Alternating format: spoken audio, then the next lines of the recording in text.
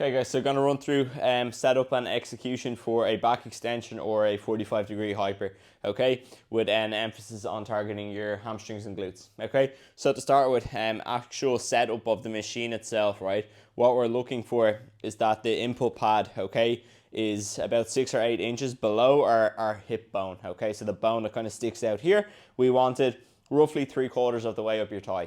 This just means that when we go over the machine, that we get a nice stretch on both our hamstrings and glutes. If you have it set up too high, you won't actually engage the muscles.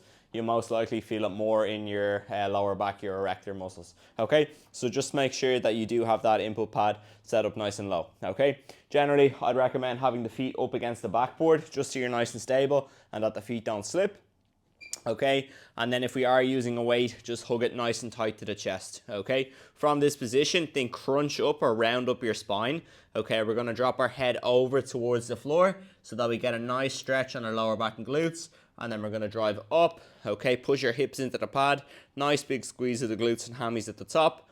Drop down nice and controlled. Think always get the head to the floor, okay, and then initiate the movement from your hamstrings and glutes. Again, keeping that nice rounded posture, okay. In the top position, we want our head in line with our heels, so we should have one nice line throughout the body, okay. We don't want to come up too far or not fully lock out the movement, something kind of like this, okay. So again, think input pad nice and low, legs nice and long, big stretch over the pad, and then drive our hips into the pad nice and hard like you're doing a hip thrust or something along those lines. And again, body in line at the top position. Like I say, nice movement for hammies and glutes. There's some setup and execution tips around it. Okay.